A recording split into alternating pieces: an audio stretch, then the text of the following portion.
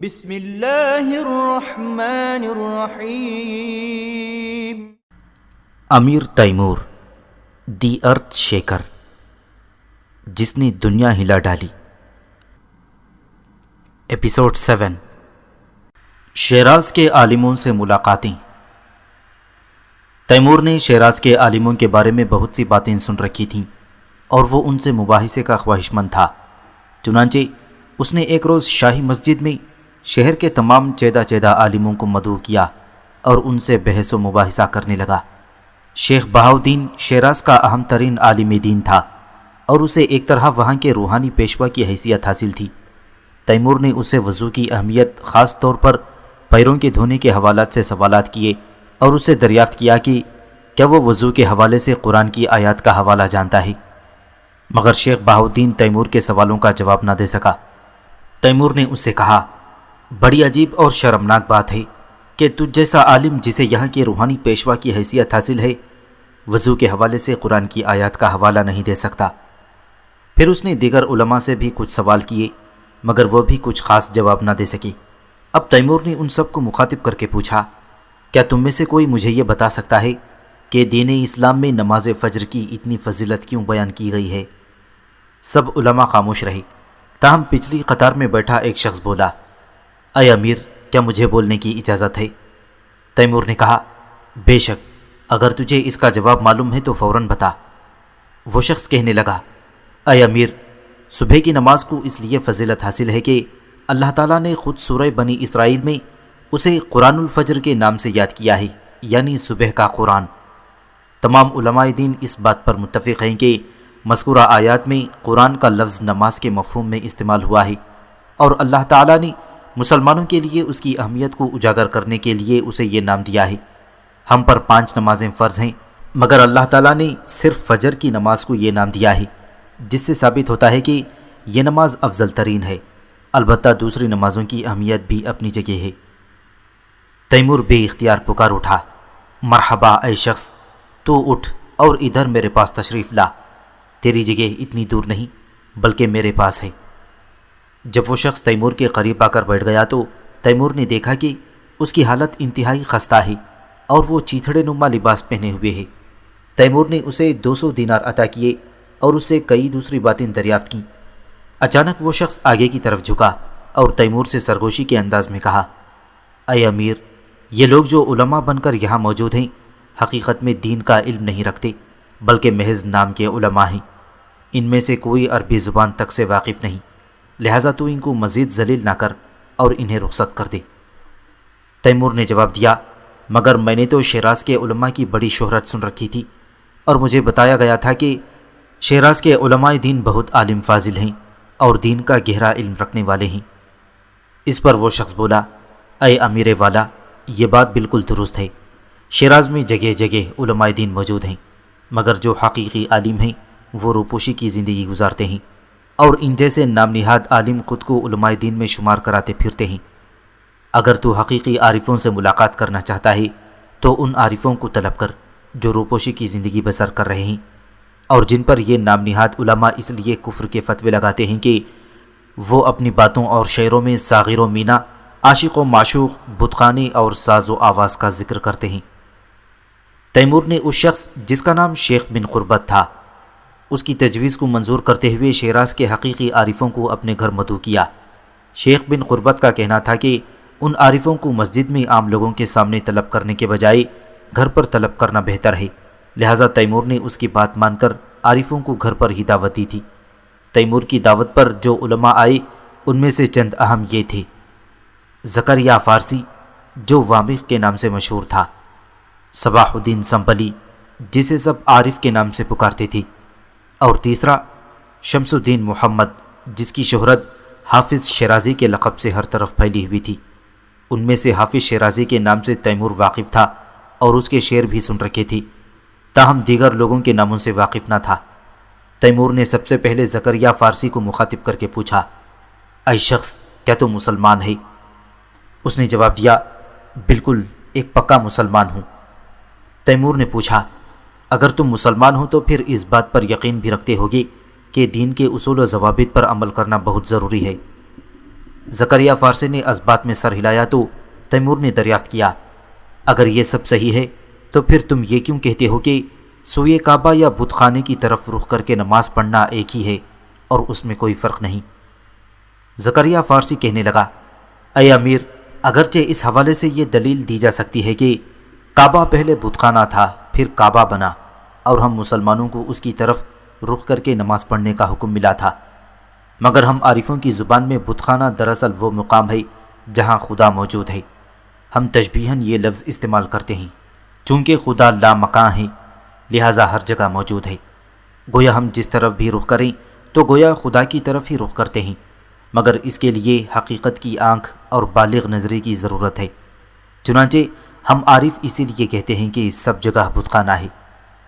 Timur نے اعتراض اٹھاتے ہوئے کہا، وہ تو ٹھیک ہے، مگر جب خدا نے خود حکم دے دیا ہے کہ کعبہ کی طرف رخ کر کے نماز پڑھو تو پھر یہ کہنا کہ بت خانے کی طرف منہ کر کے نماز پڑھنے میں کوئی حرج نہیں، قطعی حرام ہے۔ زکریا فارسی کہنے لگا، اگر کوئی مسلمان اپنی نیت ٹھیک رکھے تو حرام فعل کا مرتکب نہیں ہوگا، بشرطے کہ واجبات دین کی درست ادائیگی کی نیت کو نہ بھولے۔ اے امیر، یوں سمجھو کہ ایک عارف دن میں 5 دفعہ تو کعبے کی طرف رخ کر کے نماز پڑھتا ہے، لیکن اس کے علاوہ مشرق و مغرب اور شمال و جنوب کی طرف بھی منہ کر کے نماز پڑھتا ہے، تو وہ اسلام کے خلاف عمل نہیں کرتا۔ اے امیر، اگر تم تحمل سے بات سنو تو میں کہنا چاہوں گا کہ 5 وقت نماز کا حکم ایک مسلمان پر کم سے کم فریضہ ہے، اور یہ عمل ایک شیرخوار بچے کی خوراک کی مانند ہے۔ ایک بچہ دودھ کے سوا کوئی دوسری غذا نہیں کھا سکتا، مگر کیا ایک بالغ انسان بھی صرف دودھ پینے پر اکتفا کرے؟ اسلام کے ابتدائی دور میں مسلمان علم سے زیادہ بہرور نہ تھے، اسی لیے آسان اور سادہ فہم احکامات جاری کیے گئے، کیونکہ خدا اس وقت کے مسلمانوں کی سمجھ بوجھ سے آگاہ تھا، لہٰذا اس نے اپنے احکامات کو ان کی ذہنی استطاعت کے مطابق نازل کیا۔ اللہ ہم سے فرائض کے سوا کچھ زیادہ نہیں چاہتا، مگر ہم عارفوں پر جو علم و بصیرت بھی رکھتے ہیں اور دین کے حوالے سے کتب کا مطالعہ بھی کر چکے ہیں، یہ فرض عائد ہوتا ہے کہ عام مسلمان سے زیادہ خدا کی پہچان رکھیں اور اعمال میں بھی بڑھ چڑھ کر حصہ لیں۔ اس کے بعد تیمور نے صباح الدین یوسف سنبلی، جسے سب عارف کے نام سے مانتے تھے، مخاطب کیا اور پوچھا، کیا تم وامیخ کی باتوں کی تصدیق کرتے ہو؟ اس نے کہا، ہاں اے امیر، میں ان باتوں کو درست تسلیم کرتا ہوں۔ تیمور نے اس سے دریافت کیا، تو پھر تم لوگ یہ سب باتیں آسان اور سادہ فہم انداز میں کیوں بیان نہیں کرتے اور اپنی بات کہنے کے لیے بت خانے اور مے خانے جیسے الفاظ کیوں استعمال کرتے ہو؟ عارف نامی وہ شخص کہنے لگا، اے امیر، اس کی 2 بنیادی وجوہ ہیں۔ ایک تو یہ کہ ہم عارفوں کی باتیں عام لوگوں کی سمجھ سے بالاتر ہوتی ہیں، اور اگر ہم انہیں عام فہم انداز میں کہنا بھی چاہیں تو وہ لوگوں کی سمجھ میں نہیں آئیں گی، بلکہ الٹا وہ ہمارے خلاف ہو جائیں گے۔ دوسری وجہ یہ ہے کہ نام نہاد علماء اس خوف سے کہ کہیں ان کی دکانداری بند نہ ہو جائے اور لوگ ان کی عزت و توقیر کرنا بند نہ کر دیں، ہماری مخالفت کرتے ہیں اور ہمارے خلاف کفر کے فتوے صادر کرنے میں پیش رہتے ہیں۔ منصور حلاج اور عین القضات ہمدانی کو صرف اس وجہ سے تختہ دار پر چڑھا دیا گیا تھا کہ انہوں نے مخصوص تشبیہات اور اصطلاحوں کے بجائے صاف الفاظ میں اپنی بات کہنی چاہی۔ منصور کہتا تھا ان الحق، اور اس کی وضاحت کرتا تھا کہ چونکہ خدا ہر جگہ موجود ہے اور کوئی جگہ ایسی نہیں جہاں خدا موجود نہ ہو، چنانچہ مجھ میں ہے۔ لیکن اس عارف کو یہ بات آسان اور واضح الفاظ میں بیان کرنے کی سزا یہ ملی ہے کہ اسے سولی پر چڑھا دیا گیا تھا۔ آج بھی اگر کوئی شخص یہ بات کہے تو اسے بھی وہی سزا دی جائے گی جو منصور حلاج کو دی گئی تھی۔ اسی لیے ہم عارف اپنی بات مخصوص تشبیہات اور استعاروں میں بیان کرتے ہیں۔ اس کے بعد تیمور نے حافظ شیرازی کو مخاطب کیا، جو اس وقت تک بہت بوڑھا ہو چکا تھا اور جھکی کمر کے ساتھ ایک ضعیف آدمی نظر آ رہا تھا، اور اس کی بینائی بھی بے حد کم ہو چکی تھی۔ تیمور نے پوچھا، اے حافظ، کیا یہ شعر تمہارا ہے؟ ساکینان حرم شطر عفاف ملکوت، بابن رہنشین بادہ مستانہ زدند۔ عفت اور پاکیزہ حرم کی باسیوں نے مجھ راہ نشین کے ساتھ بادہ نوشی کی اور مست ہو گئے۔ حافظ شیرازی بولا، اے امیر، اگرچہ میری بصارت کمزور ہے اور میں تمہیں اچھی طرح دیکھ نہیں پا رہا، مگر میری سماعت بالکل درست ہے اور میں بخوبی تمہاری آواز سن سکتا ہوں۔ ہاں اے امیر، یہ شعر میرا ہی ہے۔ تیمور نے کہا، تمہارا یہ شعر بالکل کفر کہنے کے مترادف ہے، کیونکہ تم نے اپنے شعر میں یہ کہہ کر خدا کی توہین کی ہے کہ خدا کے حرم سے نعوذ باللہ عورتیں نکلیں، راستے میں تم سے ملیں، تمہارے ساتھ بیٹھ کر شراب پی اور مست ہو گئیں۔ حافظ شیرازی نے تیمور کی باتیں پرسکون انداز میں سنی اور پھر مسکراتے ہوئے کہنے لگا، اے امیر، میں نے ایسا کچھ بھی نہیں کہا جس کا اظہار ابھی تم نے کیا ہے۔ میں نے اس شعر کے پہلے مصرے میں کہا ہے، ساکنان حرم ستر و عفاف ملکوت۔ اس کا مطلب ہے کہ خدا کا حرم ایسا ہے جہاں صرف عفت، پاک دامنی اور پاکیزگی حکم فرما ہے۔ میں نے ہرگز یہ نہیں کہا کہ خدا کے حرم میں نعوذ باللہ عورت موجود ہے۔ میں نے ساکنان حرم کے الفاظ استعمال کیے ہیں جس کا مطلب ہے حرم کے رہنے والے۔ میں نے یہ شعر بہار کی ایک دل نشین صبح کو تخلیق کیا تھا، جب موسم انتہائی دل فریب، فضا میں پھولوں کی بھینی بھینی مہک اور بلبل کے نغمے پھیلے ہوئے تھے۔ اس دوران مجھ پر عجیب سی کیفیت طاری ہوئی اور مجھے یوں لگا جیسے اللہ کے پاک فرشتے میرے وجود میں آ بسے ہوں، اور مجھ پر وجد و سرور کی ایسی کیفیت طاری ہوئی کہ یہ شعر خود بخود میرے لبوں پر آ گیا۔ تیمور نے حافظ شیرازی سے پوچھا، پھر تو نے دوسرے مصرے میں یہ کیوں کہا کہ ساکنان حرم جسے بقول تیرے فرشتے مراد ہیں، انہوں نے تمہارے ساتھ بادہ بوشی کی اور مست ہو گئے؟ کیا تم نہیں جانتے کہ شراب پینا حرام ہے، اور تم نے فرشتوں کے لیے ایسے حرام فعل میں مشغول ہونے کا فقرہ کیوں کر استعمال کیا تھا؟ اس پر ایک بار پھر حافظ شیرازی مسکرایا اور کہنے لگا، اے امیر، یہاں ایک بار پھر تم مجھے سمجھ نہیں سکے۔ ہم عارفوں کے ہاں بادہ نوشی کا مطلب عام شراب پینا نہیں، بلکہ اس کا مطلب معرفت کا حصول ہے، یعنی ایسے لوگوں سے کسب فیض حاصل کرنا جو با کمال ہوں۔ شراب عام انسان کو جس طرح مست بناتی ہے، اسی طرح ہم عارفوں کو صاحب کمال ہستیوں کی محبت مست کر دیتی ہے۔ ہماری یہ مستی روحانی اور پاکیزہ ہوتی ہے۔ اس دن جب مجھ پر وجد کی سی کیفیت طاری تھی تو مجھے یوں لگا کہ فرشتے مجھ سے محو گفتگو ہیں اور مجھے کائنات کے سربستہ رازوں سے آگاہ کر رہے ہیں۔ اسی لیے میں نے شعر کے دوسرے مصرے میں کہا کہ میں نے ان کے ساتھ بادہ نوشی کی، یعنی ان کی صحبت سے فیض حاصل کیا۔ البتہ میں نہیں بتا سکتا کہ فرشتوں نے مجھ سے کیا کہا، کیونکہ عارف یا صوفی جب اس کیفیت کا شکار ہوتا ہے تو اسے صرف محسوس کر سکتا ہے، بیان نہیں کر سکتا۔ اگر ان محسوسات کو الفاظ کا روپ دیا جا سکتا ہے تو میں ضرور انہیں شعر کے روپ میں بیان کر دیتا۔ تیمور بے اختیار بول اٹھا، مرحبا اے شیرین سخن، تو نے مجھے مطمئن کر دیا۔ اب یہ بتا، کیا تو حقیقت میں حافظ قرآن بھی ہے؟ حافظ شیرازی کہنے لگا، بالکل اے امیر، میں حافظ قرآن ہوں اور پورا قرآن میرے سینے میں محفوظ ہے۔ تو پھر ایسا کر کہ سورہ عرفات آخر سے شروع کرو اور آیت آیت پہلی آیت تک پڑھو۔ تیمور کی یہ بات سن کر حافظ شیرازی حیران ہوا اور بولا، اے امیر، کیا تم یہ کہہ رہے ہو کہ میں آخری آیت سے پڑھوں اور پہلی آیت تک پڑھتا رہوں، یعنی الٹا پڑھوں؟ تیمور نے کہا، ہاں، اگر تمہارے سینے میں قرآن محفوظ ہے تو پھر تم آخری آیت سے پہلی آیت تک پڑھ سکتے ہو۔ حافظ شیرازی نے اس بات سے معذوری کا اظہار کیا۔ اس پر تیمور نے کہا، اب تم چاہو تو اس حوالے سے میرا امتحان لے سکتے ہو، اور قرآن کے جس حصے کی چاہو میں تلاوت کر سکتا ہوں، اسی طرح ہر سورے کو آخری سے پہلی آیت تک پڑھ سکتا ہوں۔ حافظ شیرازی نے کہا، میری اتنی جرت کہاں کہ تم جیسے انسان کا امتحان لے سکوں؟ میں خود تمہیں اپنا امتحان لینے کی اجازت دے رہا ہوں، تیمور بولا۔ اس پر حافظ شیرازی نے سورہ بقرہ کا نام لیا۔ تیمور نے فوراً مذکورہ سورت آخری آیت سے پہلی آیت تک پڑھنا شروع کی۔ ابھی چند آیتیں ہی پڑھی تھیں کہ وہاں موجود تمام علماء کی زبان سے جزاک اللہ کے تحسین آمیز جملے نکلنے لگے، اور بوڑھے حافظ شیرازی نے بات ختم کرتے ہوئے کہا، اے امیر، میں اعتراف کرتا ہوں کہ تجھ جیسے باکمال انسان کے سامنے خود کو حافظ قرآن نہیں سمجھتا۔ تیمور نے وہاں موجود تمام عارفوں کو 1000 دینار عطا کیے اور شیخ بن قربت کو 500 دینار اضافی بھی بخش دیے۔ اصفہان کی جنگ۔ سن 780 ہجری میں تیمور نے اصفہان فتح کرنے کا ارادہ کر لیا اور 1,20,000 کی فوج لے کر خراسان میں داخل ہو گیا۔ اس نے اپنی فوج کو 3 حصوں میں تقسیم کیا۔ 2 حصوں کی سربراہی اپنے 2 بیٹوں کو سونپی اور تیسرے حصے کو اپنی کمان میں لے لیا۔ تو اس کے شہر میں ایک راستہ رے کی طرف جاتا ہے۔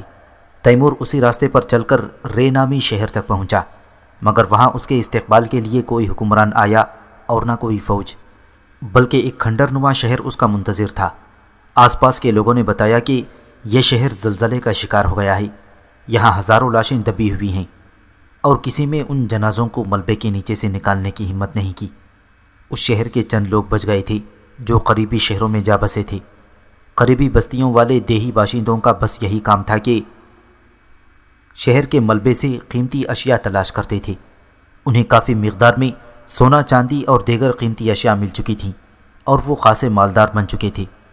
تیمور نے رے میں زیادہ توقف نہیں کیا اور جلد ہی اصفہان کی طرف روانہ ہو گیا۔ راستے میں قم نامی شہر میں اس کا گزر ہوا، جس کا اصل نام گم اور معنی غالباً مصر کے ہیں۔ اس سے آگے اصفہان کی حدود شروع ہو گئیں، لہٰذا تیمور نے جنگی صف بندی کا حکم دے دیا اور 2 ہراول دستے آگے بھیج دیے تاکہ حالات سے باخبر کرتے رہیں۔ جلد ہی یہ خبر آ گئی کہ اہل اصفہان قلعہ بند ہو کر دفاع کے لیے آمادہ ہو چکے ہیں۔ اگرچہ تیمور نے ہر ممکن کوشش کی تھی کہ جلد از جلد اصفہان پہنچ کر اسے بے خبری میں جا لے، مگر انہیں کسی نہ کسی طرح اس کی آمد کی خبر ہو گئی تھی۔ آس پاس کے لوگوں سے معلومات لینے پر پتہ چلا کہ اصفہان کے عین وسط میں ایک دریا بہتا ہے جس کو زائندہ رود کہتے ہیں، جبکہ شہر کی فصیل کے بارے میں یہ بتایا گیا کہ اصفہان کے اصلی حصار کے سامنے ایک چھوٹا سا حصار اور بھی بنایا گیا ہے۔ تیمور کو علم تھا کہ یہ حصار اس لیے بنایا گیا ہے کہ اگر کوئی حملہ آور فوج حصار کو مسمار کر کے سرنگ کھودنا چاہے تو اسے بہت طویل سرنگ کھودنی پڑے اور کئی مہینوں کی محنت کے باعث اس کی فوج مشکلات سے دوچار ہو جائے۔ ایک اور بات یہ معلوم ہوئی کہ اصفہان میں پانی کے نکاس کا باقاعدہ نظام وضع کیا گیا ہے اور اس مقصد کے لیے باقاعدہ نالیاں تعمیر کی گئی ہیں۔ تیمور کے لیے یہ نظام بالکل نیا اور حیرت انگیز تھا۔ تیمور نے سب سے پہلے شہر میں داخل ہونے والے دریا کا رخ کیا تاکہ دیکھ سکے کہ آیا اس میں فوج اتار کر شہر میں داخل ہوا جا سکتا ہے یا نہیں، مگر قریب پہنچتے ہی اسے احساس ہو گیا کہ یہ ناممکنات میں سے ہے، کیونکہ دریا طغیانی پر تھا اور اس کا پانی موجوں کی صورت ٹھاٹھے مار رہا تھا۔ اب تیمور نے شہر کی فصیل پر نقب لگانے کا حکم دیا۔ اس کے لیے ضروری تھا کہ پہلے اصفہان کا چھوٹا حصار فتح کیا جائے۔ چنانچہ تیمور نے فوراً اس چھوٹے محاذ پر حلہ بولنے کا حکم دے دیا۔ اہل اصفہان نے اس محاذ پر زیادہ مزاحمت نہ کی اور جلد ہی شہر کے اندر بڑے حصار کے پیچھے قلعہ بند ہو گئے۔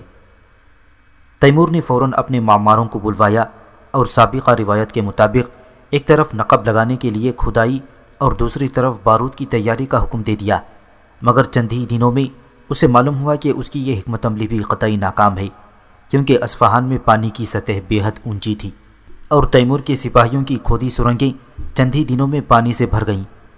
اس سے اندازہ ہوا کہ اصفہان کی حفاظتی دیوار کو بے حد گہرائی میں اور بھاری پتھروں سے چنوائی کر کے تعمیر کیا گیا ہے اور اسے مسمار کرنا بے حد مشکل ہے۔ اس کی ایک وجہ تو یہ تھی کہ دیوار بے حد مضبوط تھی اور دوسری وجہ یہ کہ پانی کی سطح بلند ہونے کی وجہ سے سرنگوں میں بارود نہیں جا سکتا تھا، کیونکہ پانی بارود کو ناکارہ بنا دیتا۔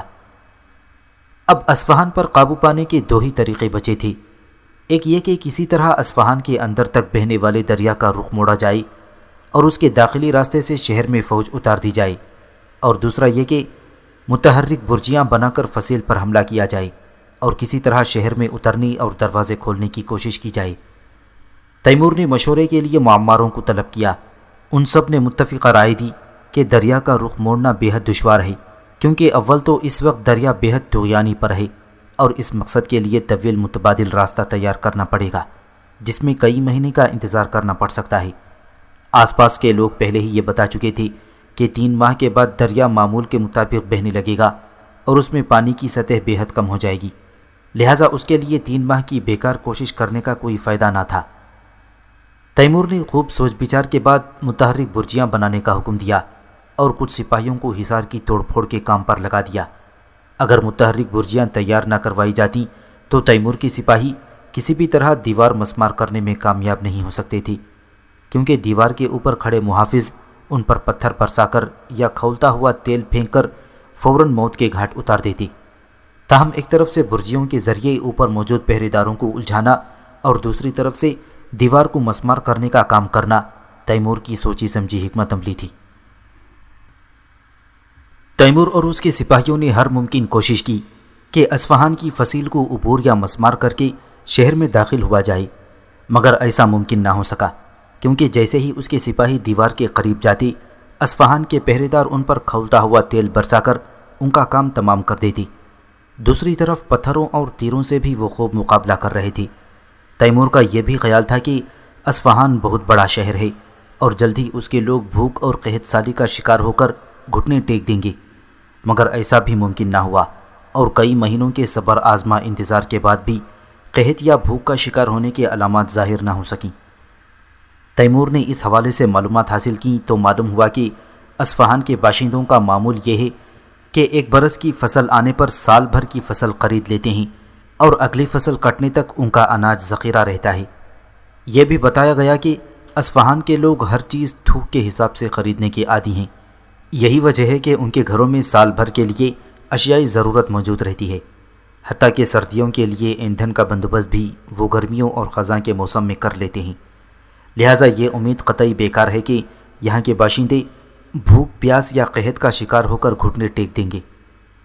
تیمور جانتا تھا کہ 1,20,000 سپاہیوں پر مشتمل بڑی فوج کو زیادہ عرصے تک اس جگہ بیکار رکھنا خطرے سے خالی نہیں، اس پر بھاری اخراجات آ رہے تھے، اور دوسری طرف شمال کی جانب سے کسی بھی وقت کوئی فوج ان پر حملہ کر کے انہیں نیست و نابود کر سکتی تھی۔ دراصل شمال کی طرف خوزستان میں تیمور کے خون کے پیاسے لوگ رہتے تھے، اور ان کے علاوہ آذربائیجان پر ایک طاقتور بادشاہ کی حکومت تھی۔ اگر یہ دونوں ملک اور شمالی علاقوں کی دیگر حاکم متحد ہو کر اس پر حملہ کر دیتے تو بہت ممکن تھا کہ تیمور کی فوج نیست و نابود ہو جاتی۔ اس لیے جلد از جلد اصفہان کی مہم کو نتیجہ خیز بنایا جائے۔ لیکن حقیقت یہ تھی کہ اہل اصفہان نے مقابلے کی پوری تیاری کر رکھی تھی۔ وہ لوگ نہ صرف دیوار کو مسمار کرنے والوں کو سختی سے کچل رہے تھے، بلکہ انہوں نے ایسے ہنرمندوں کا بھی انتظام کر رکھا تھا جو دیوار کا کوئی حصہ مسمار ہونے کی صورت میں پتھر چن کر فوراً اس جگہ کی دوبارہ تعمیر کر دیتے تھے۔ تیمور نے یہ طریقہ اپنایا کہ دیوار میں سوراخ بنانے کا کام رات کی تاریکی میں انجام دیا جائے، مگر یہ حکمت عملی بھی ناکام رہی، کیونکہ رات کی تاریکی میں کدال کی آواز سے پہرے داروں کو فوراً پتہ چل جاتا کہ کھدائی کا کام کہاں ہو رہا ہے، اور فوراً ہزاروں مشعلیں دیوار پر روشن ہو جاتیں اور پہرے دار دیوار توڑنے والوں پر کھولتا ہوا تیل انڈیل دیتے۔ اصفہان کے لوگوں کے بارے میں ایک نئی اور بے حد دلچسپ یہ بات معلوم ہوئی کہ یہ لوگ کبوتر پالنے کے شوقین ہیں، اور نہ صرف کبوتر پالتے ہیں بلکہ ان سے پیغام رسانی کا کام بھی لیتے ہیں۔ تیمور نے اندازہ لگایا کہ اہل اصفہان کو اس کی آمد کا پتہ یقیناً ان کبوتروں کے ذریعے پیغام رسانی سے ہی چلا ہوگا۔ اسے یہ خطرہ بھی لاحق ہو گیا کہ کہیں اہل اصفہان کبوتروں کی مدد سے بیرونی مدد طلب نہ کر لیں۔ تیمور کو خیال آیا کہ آئندہ اپنے ساتھ شاہین رکھا کرے گا جو کبوتروں کے ذریعے پیغام رسانی کا توڑ کر سکیں، اور پیغام رسانی کے لیے استعمال کیے جانے والے کبوتروں کا راستے ہی میں صفایا کر دیں، مگر اس وقت وہ اس کارگر ہتھیار کا کوئی توڑ نہ کر سکتا تھا۔ اہل اصفہان کی استقامت اور زبردست دفاعی تدبیروں سے تیمور کے غیظ و غضب میں بے حد اضافہ ہو گیا۔ اس نے تیروں کے ذریعے بہت سے پیغامات شہر میں ارسال کیے، جن میں کہا گیا کہ اہل اصفہان از خود اس کے سامنے گھٹنے ٹیک دیں، ورنہ وہ شہر میں داخل ہونے کے بعد کسی کو بھی زندہ نہیں چھوڑے گا۔ مگر ان سب باتوں کا بھی کوئی اثر نہ ہوا، اور تیمور شہر کے طویل محاصرے پر مجبور رہا۔ رفتہ رفتہ موسم بہار بیت گیا اور گرمیوں کا آغاز ہو گیا، مگر اصفہان میں قحط پڑا، اور نہ ہی اہل اصفہان دروازے کھولنے پر تیار ہوئے، بلکہ الٹا تیمور کے سپاہی ملیریا کا شکار ہو کر بیمار پڑنے لگے۔ تیمور اس طویل محاصرے سے تنگ آ چکا تھا، اور اس کی فوج کی حالت بھی خراب ہونے لگی تھی، مگر اس کا غرور اسے واپس جانے کی اجازت نہ دیتا تھا۔ کبھی کبھی اس کے دل میں خیال آتا کہ اصفہان کا محاصرہ چھوڑ کر فارس کا رخ کرے، مگر پھر وہ سوچتا کہ اپنے پیچھے اصفہان جیسا طاقتور شہر چھوڑ کر جانا سراسر بے وقوفی ہوگی۔ اہل اصفہان یقیناً واپسی پر اس کا راستہ روک لیتے اور مضبوط فوج تیار کر کے جنگ سے لوٹی اس کی فوج کا خلا خما کر دیتے۔ گرمیاں عروج پر پہنچنے پر اس نے ایک بار پھر اپنے معماروں کو طلب کر کے دریا کا رخ موڑنے کا حکم دیا، مگر اس بار بھی انہوں نے یہی جواب دیا کہ ابھی پانی کی سطح اتنی نیچی نہیں ہوئی اور اس کام کے لیے طویل عرصہ لگ جائے گا۔ تیمور کے سپاہی تیزی سے بیمار ہو رہے تھے۔ اس نے ان بیمار سپاہیوں کو اصفہان سے پرے مورچہ نامی شہر میں منتقل کرا دیا، جہاں کے پانی میں مچھروں کے جراثیم موجود نہیں تھے۔ اس دوران اصفہان میں اناج کی قلت کے آثار نمایاں ہونے لگے، مگر اہل شہر اب بھی تسلیم ہونے پر تیار نہ تھے۔ انہیں یقین تھا کہ اس طویل محاصرے سے تنگ آ کر تیمور واپس چلا جائے۔ وقت گزرتا رہا، حتیٰ کہ گرمیوں کا موسم بھی گزر گیا اور خزاں کی ٹھنڈی ہوائیں چلنے لگیں۔ اس موقع پر دریا کا پانی اس قدر کم ہو گیا کہ اس میں نہ صرف سوار فوج بلکہ پیادہ فوج بھی آسانی سے اتر کر دریا عبور کر سکتی تھی۔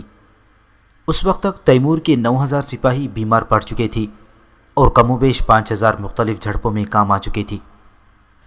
بہرحال تیمور نے 1,06,000 سپاہیوں کی بقیہ فوج میں سے 50,000 سپاہیوں کو 2 رسالوں میں تقسیم کیا اور انہیں فاضل فوج کے طور پر شہر کے باہر ٹھہرنے کا پابند کیا۔ اس کے بعد اس نے بقیہ 66,000 سپاہیوں کو 3 دستوں میں تقسیم کر کے 2 دستوں کو دریا کے مدخل اور باہر نکلنے کے راستے سے شہر میں داخل ہونے کا حکم دیا، جبکہ تیسرے دستے کو یہ ذمہ داری سونپی کہ جب بقیہ فوج شہر میں داخل ہو اور اصفہان کے پہرے دار دیوار سے اتر کر فوج پر حملہ کریں تو وہ بآسانی دیوار سے شہر میں داخل ہو جائیں اور دیوار کو مسمار کر دیں یا دروازہ کھول دیں۔ جب تیمور کے فوجی شہر میں داخل ہوئے تو انہیں وہاں کوئی مویشی حتیٰ کہ کتا تک نظر نہ آیا۔ معلوم ہوا کہ اہل اصفہان بھوک کے ہاتھوں مجبور ہو کر شہر کے سارے جانور کھا گئے ہیں۔ اس دن اگر اہل اصفہان بھوک اور قحط کے ہاتھوں مجبور نہ ہوتے تو تیمور کا ان پر غلبہ پانا شاید ناممکن ہوتا، کیونکہ اس حالت میں بھی ان لوگوں نے اس پامردی اور استقامت سے مزاحمت جاری رکھی کہ تیمور کی فوج کو زبردست مشکلات کا شکار کر دیا۔ اس دن کچھ ہی دیر بعد آسمان پر بادل چھا گئے اور موسلا دھار بارش شروع ہو گئی۔ یہ بارش اہل اصفہان کے لیے بھی اس لحاظ سے نقصان دہ ثابت ہوئی کہ وہ لوگ آگ اور دھوئیں کا کھیل کھیل کر تیمور کے فوجیوں کو بوکھلاہٹ کا شکار کرنے کی کوشش کر رہے تھے، مگر بارش نے ان کی لگائی آگ بجھا دی۔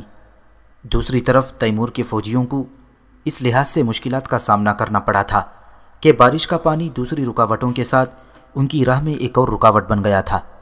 نیز بارش نے ان کے بارود کو بھی ناکارہ کر دیا اور وہ مکانات مسمار کرنے کے کام میں زبردست مشکلات کا شکار ہو گئے۔ تیمور کے جو سپاہی شہر میں داخل ہوئے ان میں چیتن سپاہی بھی شامل تھے، جن کی بہادری اور دلیری کا ذکر پہلے آ چکا ہے۔ ان کا سردار اور گن چیتن بھی حملہ کرنے والوں میں شامل تھا۔ چیتن کے کئی سپاہی شہر میں داخل ہوتے ہی مارے گئے تھے۔ کچھ دیر میں پتہ چلا کہ گن چیتن بھی ہلاک ہو گیا ہے اور اہل اصفہان نے اس کا سر کاٹ کر نیزے پر چڑھا دیا ہے۔ تیمور نے اس کی باقی چیزوں کو محفوظ کرنے اور جنازے کی تدفین کا حکم دیا اور اپنے سپاہیوں کو حکم دیا کہ رات کا اندھیرا پھیلنے سے پہلے لڑائی ختم کرنے کی کوشش کریں۔ اس دوران مزید بارش نے ان کا کام اور دشوار کر دیا اور اہل اصفہان نے بھی تیمور کی فوج کی مشکلات دیکھتے ہوئے رکاوٹیں مضبوط کر کے مزاحمت شدید کر دی۔ جب رات کا اندھیرا پھیل گیا تو تیمور کا ایک تجربے کار سردار غولر بیگ اس کی خدمت میں حاضر ہوا اور عرض کی کہ اے امیر، بارش اور رات کے اندھیرے نے ہمارا کام ناممکن بنا دیا ہے۔ اگر تم اجازت دو تو ہم اہل اصفہان کے قلاقمہ کا کام صبح تک ملتوی کر دیں۔ تیمور نے جواب دیا، غولر بیگ، اہل اصفہان اس وقت بھوکے اور قحط کا شکار ہیں، پھر بھی زبردست مقابلہ کر رہے ہیں۔ ہمارے طویل محاصرے نے بھی ان کا حوصلہ نہ توڑا اور اب ان کی عورتیں اور بچے بھی مزاحمت کر رہے ہیں۔ اگر ہم نے اس وقت جنگ سے ہاتھ کھینچ لیا تو پھر ممکن ہے کہ وہ ہم پر شبخون مار کر ہمارا قلاقمہ کر دیں اور ایسی صورت میں صورتحال قابو سے باہر ہو جائے گی۔ غولر بیگ کہنے لگا، امیر، میں نے لڑائی بند کرنے کی تجویز اس لیے پیش کی ہے کہ یہ بات واضح ہو چکی ہے کہ ہم بارش اور تاریکی کے باعث عمارتیں ڈھانے کا کام انجام نہیں دے سکتے اور یہ کام کیے بغیر اہل اصفہان کو زیر کرنا ناممکن ہے۔ تیمور نے کہا، اس وقت جنگ روکنا خلاف مصلحت ہوگا۔ ہمیں از خود اہل اصفہان کو یہ موقع نہیں دینا چاہیے کہ وہ اپنی قوت مجتمع کر کے ہم پر شبخون ماریں یا کل تازہ دم ہو کر ہمارے مقابلے پر نکل آئیں۔ آج رات لڑائی جاری رکھو، خواہ یہ کام چند ہزار سپاہی کریں اور باقی سپاہیوں کو خیموں میں جا کر سونے کی اجازت دے دو۔ تیمور نے صورتحال کا جائزہ لیا تو پتہ چلا کہ سارے راستوں میں کیچڑ پھیل چکا ہے اور اہل اصفہان کی حکمت عملی یہ ہے کہ گھروں میں چھپ کر تیروں اور پتھروں سے تیمور کی فوج کا مقابلہ کیا جائے۔ وہ تنہے تنہا مقابلے کے لیے سامنے نہ آتے تھے بلکہ ٹولیوں میں بٹ کر مقابلہ کر رہے تھے۔ اس رات شدید بارش جاری رہی اور رات گئے تیمور کو پتہ چلا کہ اس کے 8500 سپاہی اصفہان کے ہاتھوں قتل ہو چکے ہیں۔ اہل اصفہان نے اس کے کئی سپاہیوں کو زندہ جلا دیا تھا تاکہ دوسرے سپاہی سراسیمگی اور خوف کا شکار ہو جائیں۔ نیز وہ قتل ہونے والے سپاہیوں کے سر کاٹ کر نیزے پر چڑھا دیتے۔ اس رات صبح تک بارش جاری رہی اور تیمور کے سپاہی صبح تک عمارتیں مسمار کرنے کے کام میں مصروف رہے، تاہم انہیں اس کام میں دشواری پیش آئی۔ اگلی صبح جب بارش تھم گئی اور سورج کی کرنیں چاروں طرف پھیل گئیں تو تیمور نے اپنے تمام افسروں کو جمع کر کے حکم دیا کہ لشکر میں موجود تمام وسائل سپاہیوں کو دے دیے جائیں اور انہیں بتا دیں کہ انہیں اہل اصفہان کا قلع قمع کرنے کے ساتھ ساتھ عمارتوں کو بھی مسمار کرنا ہے۔ تیمور نے بھی اس روز سپاہیوں کے ساتھ شہر میں قدم رکھا اور اسے معلوم ہوا کہ راستے اس قدر خراب ہو چکے ہیں کہ ان سے گزرنا اور اہل اصفہان کی بنائی رکاوٹوں کو عبور کر کے ان تک پہنچنا کس قدر دشوار ہے۔ تیمور کے پاؤں گھٹنوں تک کیچڑ میں دھس چکے تھے اور اسے پاؤں اٹھانے میں بے حد دقت ہو رہی تھی۔ اصفہان کے لوگ گھروں میں پناہ لے کر ان پر پتھر اور تیر برسا رہے تھے اور تیمور کے سپاہی رکاوٹیں عبور کر کے ان کے گھروں کو مسمار کر رہے تھے۔ اس دوران جو بھی ان کے ہاتھ لگتا وہ اسے موت کے گھاٹ اتار دیتے، خواہ کوئی بوڑھا بچہ یا عورت ہی کیوں نہ ہوتی۔ تیمور اور اس کے سپاہیوں کا غصہ اس قدر زیادہ تھا کہ وہ خوبصورت عورتوں کو بھی لونڈیاں بنانے کے بجائے تلوار سے ان کا پیٹ چیر ڈالتے۔ مرنے والوں کے دھسے ہوئے رخسار اور زرد چہرے اس بات کی گواہی دے رہے تھے کہ وہ کئی دنوں کے بھوکے ہیں۔ جب کسی عورت کا پیٹ چیرا جاتا تو اس میں سے پتے برآمد ہوتے، گویا وہ آخری دنوں میں صرف پتے کھا کر گزارا کر رہے تھے۔ بہرحال تیمور اپنے سپاہیوں کے ساتھ مزاحمت کرنے والوں کو قتل اور ان کی عمارتوں کو مسمار کرتا رہا، حتیٰ کہ اس کے راستے میں ایک مسجد آ گئی۔ اگرچہ تیمور مسجدوں کا احترام ملحوظ رکھتا تھا، مگر اس وقت اس نے مجبور ہو کر حکم دیا کہ مسجد کی دیواریں بارود سے شہید کر دی جائیں اور ان تمام لوگوں کو ہلاک کر دیا جائے جو مسجد میں مورچہ بند ہو کر ان پر پتھر اور تیر برسا رہے ہیں۔ اس دوران ان کے راستے میں ایک قبرستان آیا۔ وہ یہ دیکھ کر حیران ہوئے کہ کسی قبر پر کوئی پتھر نصب نہیں ہے۔ بعد میں پتہ چلا کہ اہل اصفہان قبروں کے پتھر تک اکھاڑ کر لے گئے تھے تاکہ تیمور کے سپاہیوں کا مقابلہ کر سکیں۔ تیمور نے اپنی سپاہیوں کو حکم دے رکھا تھا کہ کسی شخص کو معاف نہ کریں اور سامنے آنے والے ہر ذی روح کو موت کے گھاٹ اتار دیں۔ اس دوران خبر آئی کہ غولر بیگ شہر کے شمالی حصے میں ایک وسیع گزرگاہ پر قبضہ کرنے میں کامیاب ہو گیا ہے اور اس نے ساتھیوں سمیت اہل شہر کا قتل عام شروع کر دیا ہے۔ دوسری طرف تیمور کا بیٹا جہانگیر بھی ایک وسیع علاقے پر قبضہ کرنے میں کامیاب ہو گیا اور راستے میں آنے والی ہر عمارت کو مسمار کرتا ہوا آگے بڑھتا رہا۔ اس راستے میں بھی ایک مسجد آ گئی۔ پتہ چلا کہ وہ شہر کی جامع مسجد ہے۔ جہانگیر نے وہاں موجود لوگوں کو قتل کر دیا، تاہم 3 علماء کو جو حلیے سے امام مسجد نظر آتے تھے جان بخشی کر کے تیمور کے پاس بھیج دیا۔ تیمور نے ان سے گفتگو کی تو یہ جان کر حیران رہ گیا کہ وہ تینوں ہی مسجد کے پیش امام ہیں اور ایک ہی مسجد میں 3 مختلف جگہوں پر لوگوں کی امامت کراتے ہیں۔ تیمور نے ان سے دریافت کیا کہ وہ تینوں الگ الگ کیوں نماز پڑھاتے ہیں اور ان میں سے 2 کسی ایک امام کو کیوں منتخب نہیں کر لیتے تاکہ سب لوگ ایک ہی شخص کی امامت میں نماز ادا کر سکیں۔ مگر وہ کہنے لگے کہ اے امیر، ہمارے لوگ جسے عادل سمجھتے ہیں اس کی اقتدا کرتے ہیں، اس لیے ہمیں الگ الگ نماز پڑھانا پڑتی ہے۔ تیمور اس وقت جنگ کی حالت میں ہونے کی وجہ سے ان لوگوں سے زیادہ بحث و مباحثہ نہ کر سکا اور جنگی امور نمٹانے میں مصروف ہو گیا۔ شہر کی صورتحال ایسی تھی کہ تیمور کو احساس ہو رہا تھا جب تک اصفہان کے سارے گھروں کو مسمار نہیں کیا جائے گا لڑائی ختم نہیں ہوگی۔ اس لیے وہ خود اور اس کی سپاہی تیزی سے گھروں کو مسمار کر رہے تھے۔ شہر کے ایک علاقے میں تعمیر کیے گئے مکانات لکڑی سے بنے تھے۔ اس وقت تک سورج کی روشنی پوری طرح پھیل چکی تھی اور گرمی نے پانی خشک کر کے تیمور کے سپاہیوں کا کام آسان کر دیا تھا۔ تیمور نے لکڑی کے گھروں کو آگ لگا دینے کا حکم دیا، چنانچہ دیکھتے ہی دیکھتے سارے گھروں میں آگ بھڑک اٹھی اور ان میں موجود مکین جان بچانے کی خاطر باہر کی طرف دوڑے، مگر باہر تیمور کے سپاہیوں کی تلواریں ان کی منتظر تھیں اور وہ سب تحت کر دیے گئے۔ اس دوران شہر کے کچھ لوگوں نے ایک بارش معمر شخص کی سربراہی میں قرآن تھام کر تیمور سے رحم کی اپیل کی اور اس سے شہر کے باقی لوگوں کے قتل عام سے ہاتھ روک لینے کے لیے کہا، مگر تیمور نے واضح الفاظ میں ان کی درخواست نامنظور کرتے ہوئے کہا کہ اگر اصفہان کے لوگ خود شہر کے دروازے کھول کر اس کے سامنے گھٹنے ٹیک دیتے تو وہ ان سب کو معاف کر دیتا، مگر اتنی طویل انتظار اور ہزاروں سپاہیوں کے قتل کے بعد اب وہ اس کو معاف نہیں کرے گا۔ البتہ اس نے ایلچی بن کر آنے والے اس گروہ کی جان بخشی کر دی جو قرآن تھامے اس کے سامنے شہریوں کی جان بخشی کے لیے آئے ہوئے تھے۔ شہر میں قتل و غارت کا بازار گرم تھا اور گھر تیزی سے مسمار ہو رہے تھے۔ اسی اثنا میں تیمور کے پاس اس کے سردار حاضر ہوئے اور اسے بتایا کہ اگر یوں ہی سارے گھر مسمار کر دیے گئے تو سپاہیوں کے ہاتھ کچھ نہیں لگے گا، تاہم اگر باقی ماندہ شہریوں کو عام معافی دے دی جائے تو وہ فوراً تسلیم بھی ہو جائیں گے اور اس طرح مال غنیمت بھی ہاتھ لگ جائے گا۔ چنانچہ تیمور نے اس شرط پر عام معافی کا اعلان کر دیا کہ شہر کے سارے لوگ جو چھپے ہوئے ہیں باہر نکل آئیں۔ پھر اس نے ان لوگوں کو میتیں دفنانے کے کام پر لگا دیا۔ اس روز بھی تیمور کے تقریباً 7,000 سپاہی ہلاک ہوئے تھے۔ تیمور نے ان کی میتیں دفنانے کا کام بھی اصفہانیوں سے لیا اور ان کی عورتوں اور لڑکیوں کو اپنے سپاہیوں میں تقسیم کر دیا، تاہم اس نے اپنے سپاہیوں کو حکم دیا کہ وہ شہر سے رخصت ہوتے وقت ان عورتوں کو بیچ دیں یا آزاد کر دیں، کیونکہ وہ عورتوں کو اپنے ساتھ نہیں لے جا سکتے تھے۔ پھر تیمور نے آس پاس کے لوگوں کو شہر کی فصیل مسمار کرنے کا حکم دیا۔ اس کی یہ عادت تھی کہ کسی شہر یا قلعے کو فتح کرنے کے بعد اس کی حفاظتی دیوار مسمار کرا دیا کرتا تھا۔ اصفہان شہر حقیقتاً ایک کھنڈر میں بدل چکا تھا۔ شہر کی زیادہ تر عمارتیں زمین بوس ہو چکی تھیں اور بڑی آبادی موت کے گھاٹ اتر چکی تھی۔ تیمور کی توقع کے عین مطابق صدر الدین اصفہانی کہیں نظر نہ آیا۔ وہ اس کی ہدایت کے مطابق پہلے ہی اصفہان چھوڑ کر جا چکا تھا۔